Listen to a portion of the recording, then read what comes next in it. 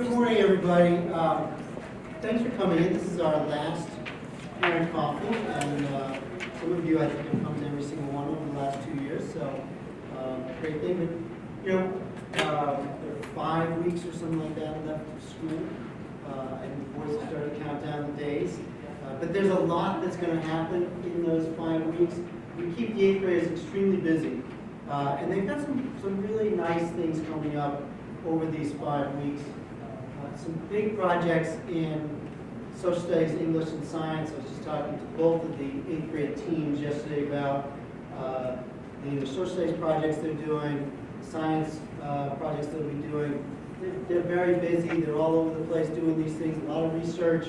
One group is making the rubber band cars that the other group made just a little while ago. The other group has moved on to a whole different array of projects. So with that, later on in the spring, we've got Grandparents' Day on May 26th. That morning, just to put them in the right mood, they'll do their language exams. And then math exams at the end of the year. We will have, sometime in the next couple of weeks, Ms. Domitz has organized for some high school students to come over during Flex and talk to our guys. Just we get a junior mentor and a freshman. They'll come in and just sort of talk a little bit about the high school and answer questions that they might have about the high school. The other big thing that we have in May is the Grad talk. So the Grad, which is the graduation, where we hope they'll be 4 years from now when they're graduating. We take a break in May. We'll give them a no homework weekend, the 13th. We'll give them some reflection questions and ask them to think about, hey, where have you come over the last 2 years in that sort of journey to becoming the graduation. And then we break them up into small groups. We'll do it the week of the 16th, and they will, in groups of 6 or 7, facilitated by a faculty member or an administrator, they will talk about that. And it's one of the highlights of the year for me, just hearing them sort of reflect on that and talk about that. It's really nice, and they come up with some great things. It's a good way for us to sort of do that in 8th grade. And then the other thing that we do towards the end of May is I will be filming the 8th grade video, which basically whatever they want to do within some boundaries, that they think, for some of them, they just say their first and last name and say have a good summer or something like that. Some of them come up with elaborate skits, capers, various things that they think are hilarious. And they can be. I do a lot of chasing kids around with a camera. And then we will show it to them at the end of the year. And then we will invite you all to come in 4 years from now, in April of their senior year, in their last week of school, and we will show it to them again, but with you all there as well. Which I think it's fun at the end of 8th grade. It's much more fun again 4 years from now. And it's a sort of fun way to sort of wrap up their senior year. We do that. So those things we have coming up. So by the time we get to the final assembly, we don't have a graduation in 8th grade. One graduation from BCI is plenty. So we don't have a graduation. We have a final assembly for the 7th and 8th graders. It's not for the parents. It's a very appropriate 7th and 8th grade thing. We show the video. But by the time we get to that point, they're going to really feel like they've done a tremendous amount over these last 5 weeks.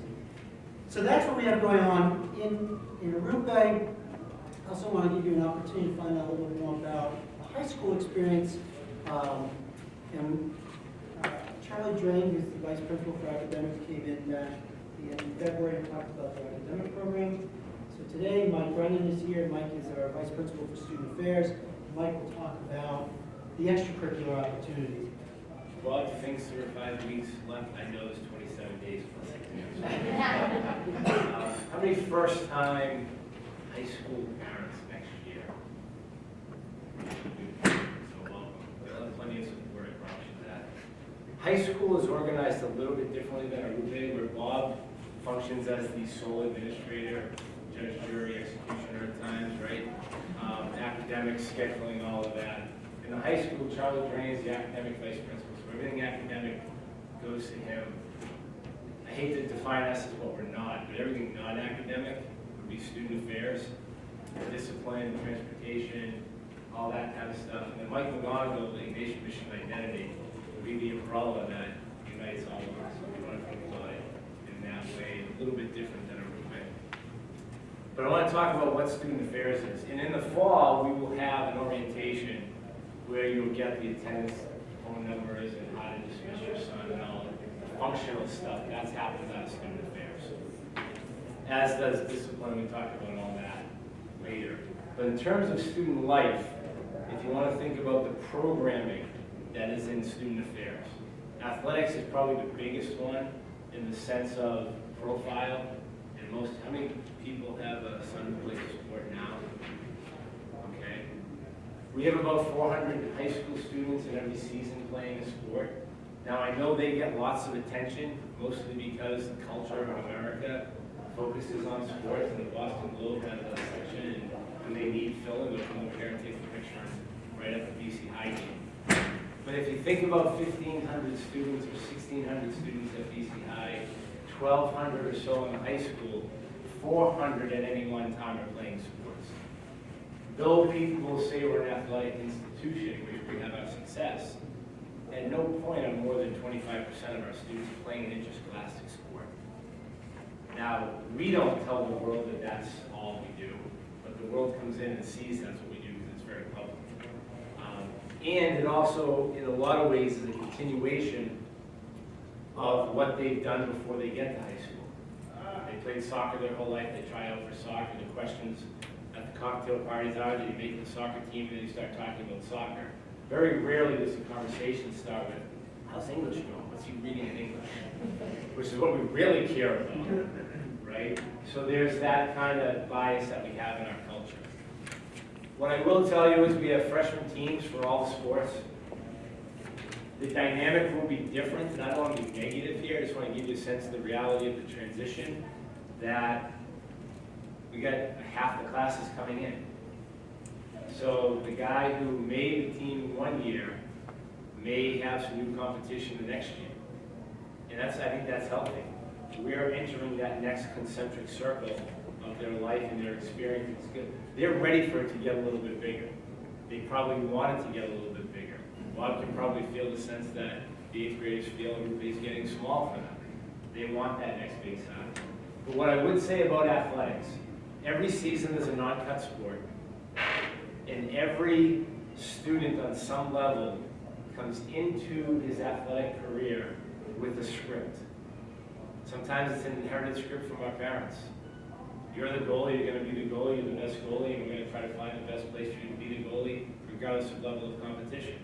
Or you're going to be the quarterback, and that's that. And the thing about high school is it's the opportunity to explore their identity. And it's the opportunity for them, even though they're grunting at you with one-word answers, to ask them questions that demand essay answers. Not how was school, tell me a story from tryouts. And make them write the essay for you. Because they're trying to find their identity. And a lot of guys who played soccer their whole life might not want to play soccer anymore, but might not know how to tell you they don't want to play soccer anymore. Because now there's this robust theater program, and they want to try acting. Or they've always wanted to try to learn how to play the guitar. And this really will be their last opportunity at those new adventures. Not to say they shouldn't continue on with soccer or whatever their sport was, because there'll be guys who do and be very successful, and that's great. But let's be attentive to the fact that they can start to go in different directions and encourage them and engage them in conversation. There are 18 varsity sports. There's something for everybody in the athletic program. People know it. You know what it is. I don't think I need to spend a lot of time on it. I will certainly talk more about it when we open it up for questions. Perhaps more importantly than athletics would be the co-curricular program. Currently on our website we have 63 clubs listed. And every time I look on our website, I see a new club that I didn't know existed. It got to the point where we actually have 2 faculty members who are the co-coordinators for the clubs. And the clubs are like herding cats. It's this organic mass that keeps changing. Where we're always going to have football, cross-country, golf, soccer in the fall, hockey, swimming, etc. The sport offerings aren't going to change. The co-curriculars are an organic body that change with the student interest. And the idea is that they attend to the student interest. And the way we've got them organized, if you look on the website, we organize them deliberately this way so that we can speak more intelligently about the clubs. There are academic clubs, there are affiliated clubs, there are arts clubs, athletics clubs, diversity clubs, service clubs, and special interest group clubs. So the notion would be when we publish a calendar of where and when the clubs meet and who the moderator is. So when your freshman gets in the car next October and you say, what club are you going to go to today? And he says, there weren't any. You could have the printout and say, well, it's Tuesday. The investment club is meeting with Mr. McManus at M115. The flag football schedule gets started today. The art club met in the makerspace. There's plenty to do. So that is a resource for you. The other thing we want to do is to direct guys to multiple places, multiple kinds of activities. Now that's not to say that the talented musician can't just be a musician, but we don't want him to strictly always be involved in something musical.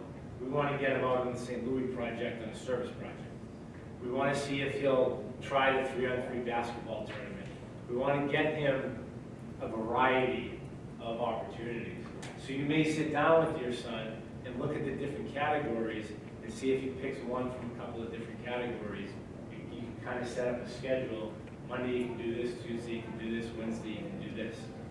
Now there are clubs that kind of go through seasons, like the Model UN when they're getting ready for a conference.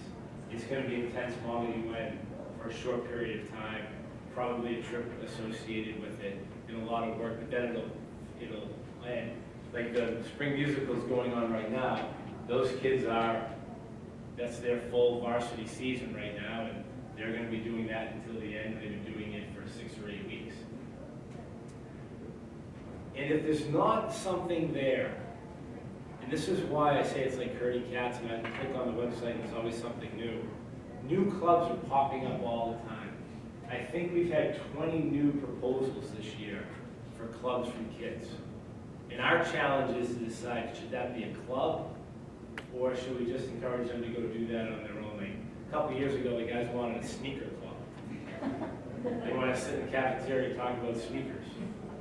I'm not sure we're putting that on a college application. I'm not sure we're going to ask the faculty members to sit in the caf and talk about, the 5th generation of Air Jordans. And they'll always say, well, we'll raise money to buy sneakers for people who don't have sneakers. That's the kind of thing. But ultimately it becomes a sneaker trading club. Okay, we're not trading sneakers in the back. If sneakers are being traded, it's going to be at somebody's kitchen table with a parent available to make sure that somebody's getting the equal value for a pair of used Keds and a brand new pair of LeBron James, whatever they call them. So we're always sifting and sorting through that kind of desire by the students.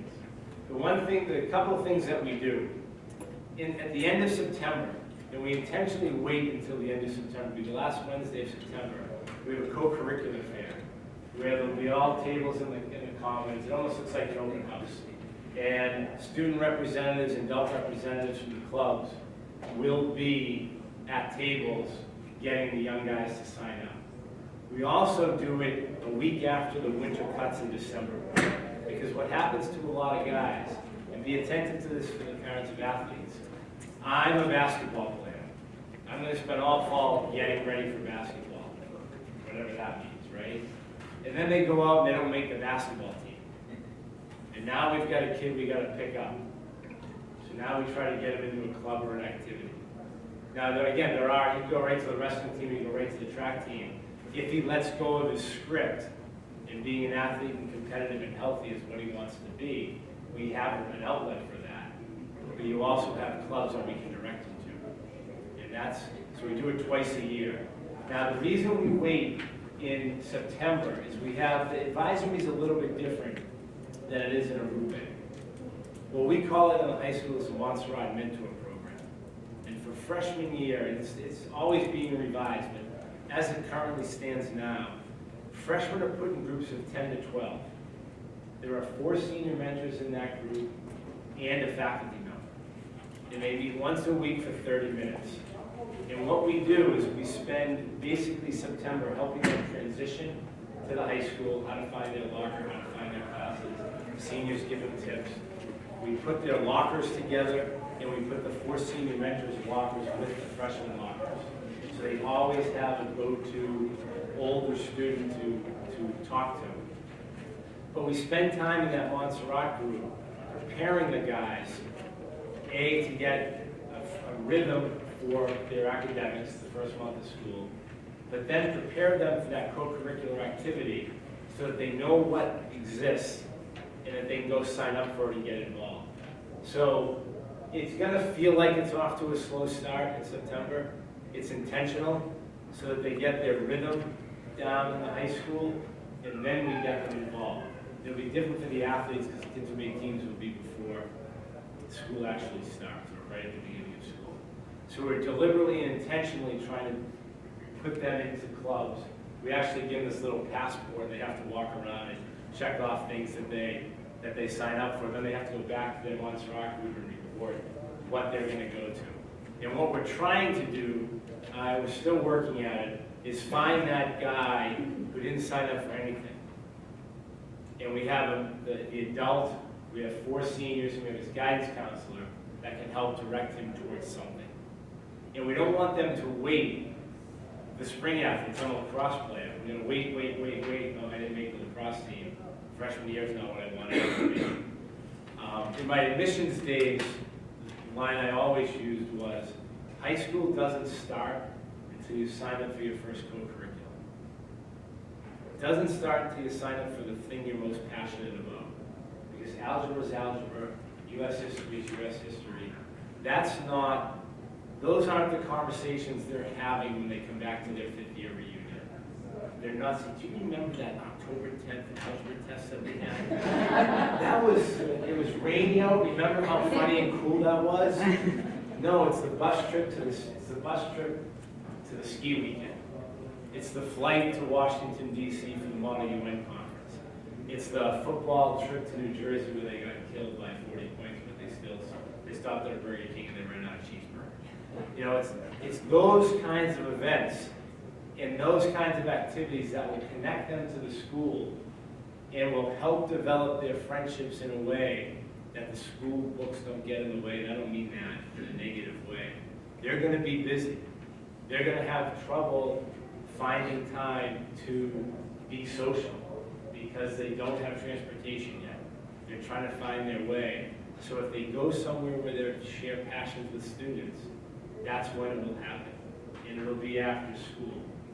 And it'll be on a Friday afternoon and say, can I take the train to Medford to stay at Jimmy's house? And you would go and you'll say yes. So vitally important that the conversations that you have are about who they are and trying to match up those passions and their interests with what we have. And if you don't see it, call.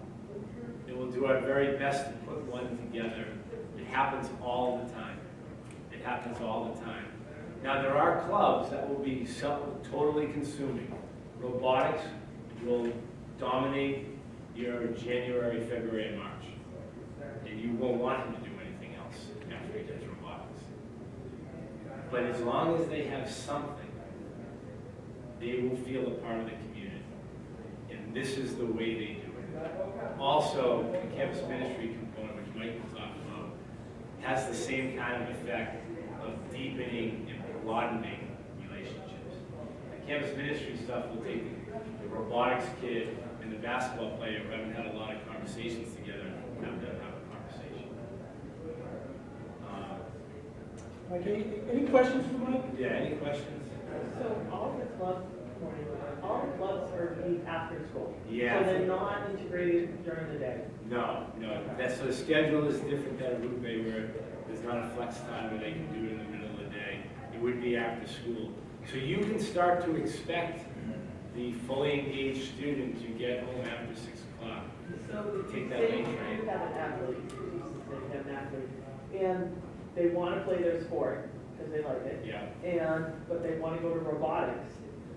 How does that student? At some point, they're gonna have to make decisions.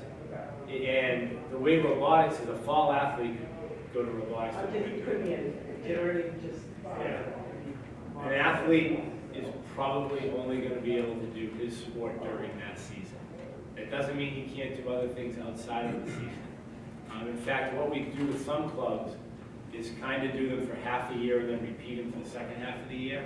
So that, like the investment club, if you're running cross country but you want to do investment club, you can't. You can do it later in the year if you're not running. So if you have a son who wants to play sports Yeah. all the time, how do you get that and you say to them, oh, what about investment club? Really hard. Okay, I'm asking you because it's not my Yeah. thing, it comes on the school to. Right. It would be hard. A 3-sport athlete, like a 3-sport track athlete, Yes. is going to have a hard time doing something else because their seasons run into one another, and they're going to run the whole. A distance runner is probably going to run distance in the fall, indoor and outdoor. So he's going to have a hard time. So at some point, he may want to make a decision about not running one of the seasons so he can't do something else. He may be a really talented runner, you don't want to do that. The opportunities that he will get will come through campus ministry to forge and develop relationships. But the breadth of his experience might need to be on the academic side, and focusing maybe on APs down the road. Yeah. I have a son that I want to see he's an athlete. I would say he plays sports here, okay? I'm not going to say he's an athlete, but no way could you play juvenile club. The practice in the high school is so much more intense and longer than in Arupe. The Arupe season was so much shorter, and he's like right now he's playing lacrosse. They have practice on Saturdays. There's no way he could have participated in any club and keep up the schoolwork. That jump from Arupe too. Yeah, I mean, it's an appropriate jump that they can handle, but they're going to be tired. Whereas, Arupe sports 8 weeks, 6 weeks sometimes. Brief seasons. Yeah. High school, Late weeks later. 12 weeks. You can bank on at least 2 hours a day, at least 6 days a week, Like depending the upon the football schedule. started like in August, and then in Arupe, the football didn't start till like, I'm gonna say like the 3rd week of September. Right. And like the lacrosse started before April vacation, and played all during April vacation they played. Yeah. 3 out of the 5 days last week they played, and had practice on Saturday. And Arupe's lacrosse didn't start till after April vacation. Right. So it's really difficult to try to do a On club. the cross, the varsity guys will go beyond the end of the school year if they go deep into the tournament. So the high school seasons, essentially Labor Day to Thanksgiving, Monday after Thanksgiving to essentially St. Patrick's Day, the 3rd Monday in March. And then the spring season, the 3rd Monday in March until their last game. And if they do well in the tournament, it could be mid-June. Are the clubs every day after school, or? No, there are clubs every day after school, but a club would generally be 1 day a week after school. So you could go to the hip hop dance club every Tuesday, the investment club every Wednesday, and the anime club every Thursday. Something like that. Other questions? Yes. If you join a club and you don't care for it after a week or two, are you? Yeah, it's not like a team, and we would encourage guys to go to as many different things as they possibly can. There's no, oh my God, I gotta stick with it for 8 weeks, I didn't want to sign up for this. And I would encourage, again, that diversity of the breadth of kind of experience. If a kid is a really good artist, let's try to get him not just drawing. Let's get him to do a service trip, let's try to get him to do something else. Just because this is the last time, remember, if we're in a pyramid, we're still at the bottom of the pyramid. If the top stone of the pyramid is their college major, we still have them the breadth of activities and knowledge. And as they get older, they're going to whittle it down. They're going to whittle it down on their own, and so will the education system in this country. So let's try to keep as many jobs active as we can for as long as we can. because you never know what is going to spark their interest. I'll give you one story before I turn it over to Mike. A few years ago, and it's athletically based, kid from the Cape, tall, athletic kid. When I met him in admissions, the first thing he said to me was, I'm going to come and be the #1 tennis player at BC High. I said, great, go for it. He got cut freshman year. When he got cut, his English teacher was waiting for him because he knew he was going to get cut. His English teacher was the javelin coach on the track team and said, you should come throw the javelin. 4 years later, he's on the Duke track team throwing the javelin as the Catholic Conference champion. You know, so, I mean, that's an extreme story, but the guys don't know what their talents are yet. Our job is to support them and love them and help show them, and it's not going to be easy. Like, there will be difficult times, there will be adversity, but they're supposed to be. It's not supposed to be easy. The discomfort will help them figure out who they are. If you look at the athletes, every team they line up against is trying to beat them. Right? Making the team is not necessarily the accomplishment. You got to get ready for the competition. And not that it's ultra competitive internally, but it's not going to go perfectly, and it shouldn't. Because this is the last time that they have a completely supportive environment. Teachers, guidance counselors, adults in the building, parents at home. In 4 years, it's a phone call from Michigan, right? So we want to make sure when they get to that place with a phone call from Michigan, they have a real sense of who they are. And the co-curricular program can really be a fundamental building block in helping them craft their identity and who they are and what they want to be. Somebody who's coming into BC as a freshman asked me this, and I had to fess up, I didn't know. Is there any significant cost for clubs or varsity sports? No. So most sports, all the sports most of them are free, are part of tuition. The cost with a sport, and this is the cost of the kids that be birthday and Christmas presents. Our athletic director does a great job of a clothing package where they'll get sweatpants, a sweatshirt. It depends on the sport, right? It's appropriate to the sport. Basketball might be a shooting shirt. It's the gear that they want anyway, and you can line it up as a gift, and grandparents can buy it for Christmas or whatever. Some clubs will have fees. Rowing has a fee. Robotics has a fee. Some clubs will have trips, and all trips have to be self-funded. So Molly usually goes to Stanford, Duke, Georgetown. They go all over the place, Virginia. All of those trips would cost, but not a fee to be part of it. That makes sense. Yeah. Great. No more questions? It was Mike Brennan, Student Affairs. We'll see more of each other in the fall. There is that discipline side. I hope we don't meet on that side, but we act with compassion when we have that, because this is a place, guys, is supposed to make mistakes. We don't want the mistake at 15 or 16 to follow them for the rest of their lives, but we want it to be formative and help change their behaviors and how they respond and interact with the world. So I thank you for your attention. I thank you for your support of our school. I thank you for the trust you put in us every day with your most precious asset or belonging or commodity. I don't want to abuse it. Your children. It's a gift to be able to walk with them through their development, and however we can help, please just call and let us know. Thanks very much.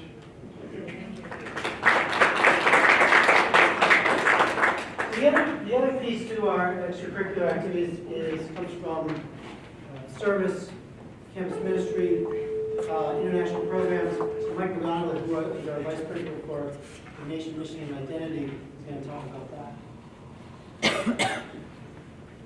Morning.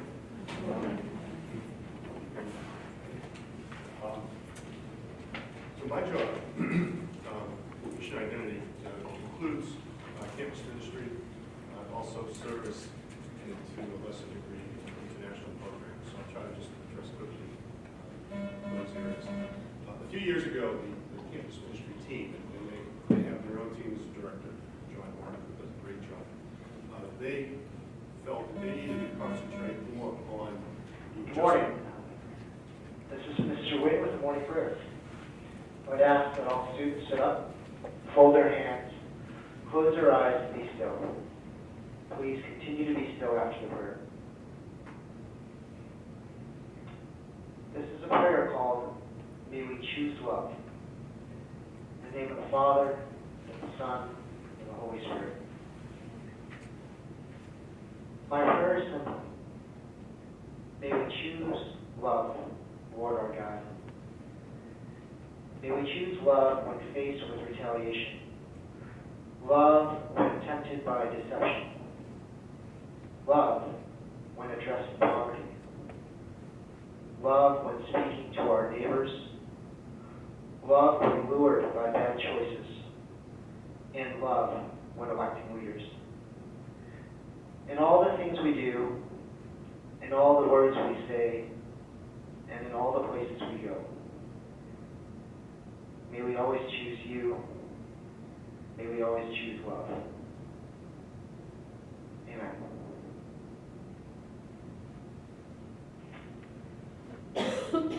Also, a quick reminder from Student Affairs, there is no school tomorrow for the students.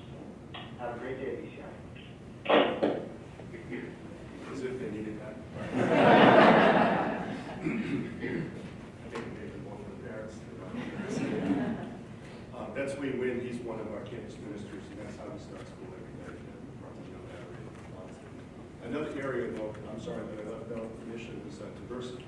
I'll try to run through quickly what these groups are doing with your sons. Campus ministry folks decided they wanted to concentrate more purposefully on the transition kids are making to high school. And it's, as I'm sure you understand, it's going to be an even bigger transition for the kids coming in and out. And so part of that job, as they say, is to basically create a cohort of the ninth graders, the kids that have been here for a year or two already, and the kids that are coming in fresh from the inside. Those are the ones that really have the challenge. And it's not good. I mean, we've been dealing with this for years. The kids still feel they're taught from home. They're trying to accommodate the fact that they have these friends that they've been grammar school with. They're meeting new friends here. How do they manage all that? And it can be really difficult. And in a sense, your guys have done that already. Dealing with that. It starts right at the beginning of the year with convocation. We bring the freshmen together, recognize them as a class. Missions hands them over to the school, essentially, in the ceremony. And then at the Mass of the Holy Spirit, we welcome newcomers to the community, the 7th graders and the 9th graders are recognized at that Mass. So everything is about welcoming them, and making them feel that this is their place. This is theirs. It is not, they're not just visiting here, that this is home for them. By the time you're seniors, don't feel that very, very, very acutely. If you go to the graduation ceremony, that's very evident here. So one of the things that the campus ministry team does is have a series of events on successive Fridays through September. So the first one is a football, a night of a home football game. They'll have them after school. They'll keep them here after school. Again, it's voluntary. No one has to do this. The offer's made. The kids do. They hang around, have games for them. They'll feed them. And then they'll end up going to the football game together. So there's trying to build a community. And then the next Friday, I think there's a freshman social. And then they're trying to get away from some of the standard format of dances where boys stand on one end, girls stand on the other. They're trying to break that up and try different formats. This is how they work. And then a real favorite every year is on the next Friday, they'll have a bowling event down the street here at Marcy Boulevard. At the bowling alleys down here, they'll invite freshmen from Notre Dame Academy and also from Seton Academy in Dorchester. And it's great. The senior mentors run the event. The older kids who work with the freshmen from both schools. And so it's a really, and they do some modeling too, because the boys and the girls at senior year tend to know each other, at least to some degree. And so there's some modeling going on there as well in terms of interactions, and just trying to give them healthy opportunities to meet people from other schools, but also develop bonds within the school here as well. In October, there'll be a freshman dance, and then the event for you to keep an eye out for is there's a freshman sophomore parent guidance night. And the guidance department here, I think, does a marvelous job right through the 4 years in terms of things that you should be paying attention to, challenges that you may see your son having, and also moving along in that process that eventually will have them applying to and need to go to college. They do a great job, and they target years. There's a very big one they do for junior parents. Again, some of you may have been through this already. So a lot of the process is actually completed by the end of junior year and the beginning of senior year. They start early, so keep an eye out for those. Those can be very, very helpful, especially if it's your first child going through the process. You'll learn some surprising things. I have daughters for my sins. So none of them attended BC High, but we took advantage of these things. My wife and I went to these events, and we found it really, really helpful. And then in October, we'll have freshman retreat. This year, we did it later in the year, but I think we're going to go back to the fall. Again, it's a community building event for the kids. I'm not sure yet what the format is going to be. We keep changing, we're trying new things each year. It's hard when you're dealing with a group of around 300 kids. You know, how do you do a reflective event in a day with 300 kids? It's a challenge. And so we've tried different formats. They may break it up into smaller groups, something we used to do years ago. So that's taking shape right now as we speak, but it'll probably be in October. Later on in the year, the sons will get involved in community service. It is a requirement for graduation of community service, and we used to do it at the end of senior year. Usually, the seniors took the last 6 weeks off and did community service, about 20, 30 hours a week, which was great for them. And the teachers were happy because the seniors weren't doing very much at that point anyway. But for a lot of reasons, we decided to switch that a few years back. And so now we integrate it better into your life from freshman, sophomore, to junior year. And then there's no requirement in senior year. But by that point, the kids are developing habits of service, and kids are looking for opportunities to do service. And that's what we hope for, and it's actually worked out that way. We find that very exciting. Now, some of it's required. In freshman year, it's only about 15 hours, and we'll do it through their religion class. We have a service director, Amanda Adamson, and she keeps track of all of this.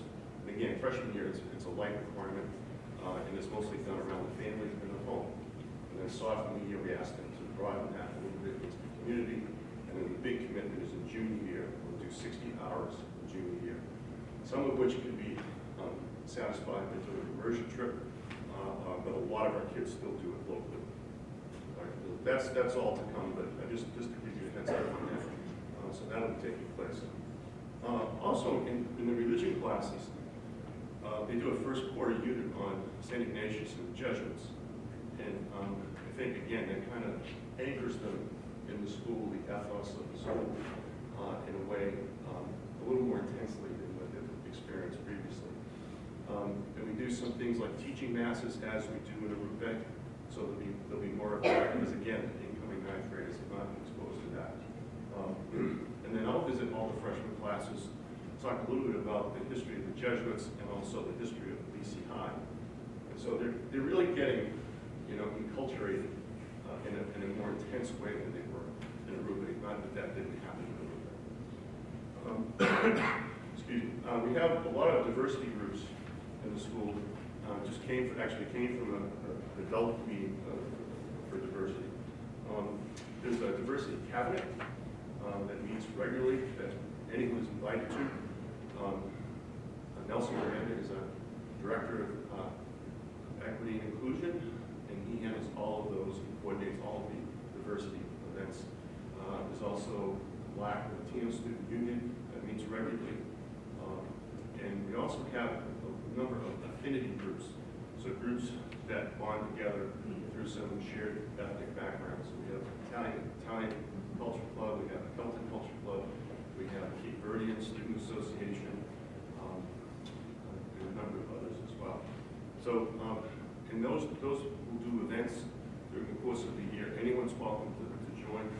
In fact, I know the directors of some of the clubs really try to get the freshmen out to join. And again, it's just another way for them to connect. It could be a club, it could be one of these groups. There's so many different opportunities for them, when you add to all the things that Mr. Carter mentioned. Okay.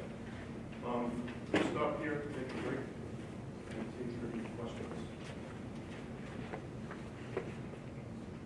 Just want to put in a quick thing. Campus Vision has done a phenomenal job with that integration of the boys coming up from Aruba and the new guys coming in, things they've done in the fall. We did not do that well the first couple of years that we had, the first year we had the group of, after our first year of group 8th graders going up, and we hadn't thought it through as well as we should. When campus ministry took it over, they've done a phenomenal job with it. And it's funny, at the beginning of the year in September, when I see a group of freshmen, I either know everyone in the group or I don't know anyone in the group. And by the time you get in a couple months in, I see a group of freshmen and I see them, I know half the boys in the group. And it's funny too, because a lot of the freshmen will come back and visit teachers, in the fall, and they start to come in with guys I've never seen before that just sort of come over and hang out with them as well, visiting in Aruba. So it's a nice balance. Just quickly, just so you know, and we'll send stuff out of this, there's a June orientation for the new students coming in. Our guys don't go to that. It's the same thing they did back in June of when they were coming into 7th grade, sort of tour the school, get their, BCI, email, things like that. So they don't come to that. And then the orientation that we have at the end of the summer, the Thursday before Labor Day, all freshmen are involved in that. The senior mentors do a lot of that, and so they do come to that one together. Yes. I have one question.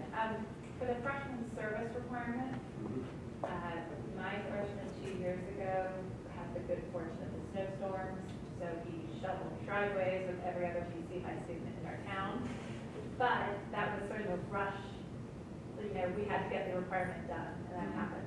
Is there a resource for finding service opportunities for the boys that we can use to help guide them to do something a little bit more substantial than walking around with a shovel? Amanda Adams has an extensive list of groups that we work with. And that would be mostly our older kids, but it wouldn't mean the younger kids couldn't work with some of them as well. So What was the name? Amanda Adams. So Adams, CZYK at the end. And so she has a very extensive list, and that actually precedes her. These are groups, agencies that we've had relationships with for 10, 20 years at least. So, yeah. Just following up on that question, my parish does a summer trip with teens, they go for a week, it's in the summer. Does that count towards service, or does it have to be during school? It can't. It can't. You'd have to negotiate that with her so that our requirements are satisfied. In the past, we used to say no to that categorically, but more and more I think she's allowing that as long as we feel like they're getting what they would have gotten from our partners. Yes. How do we keep track of what people do service? I mean, the freshman year, it's all done through the school, and then after that, keep a record. Amanda does.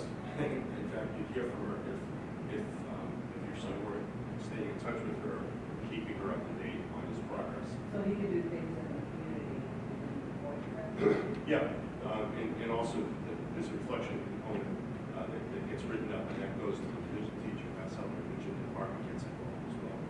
So in terms of the hours, certainly freshman year, the only time it really gets to be an issue is junior year, because there's a requirement for graduation, 60 hours in junior year. And some kids, don't manage the time well and find it difficult to get done.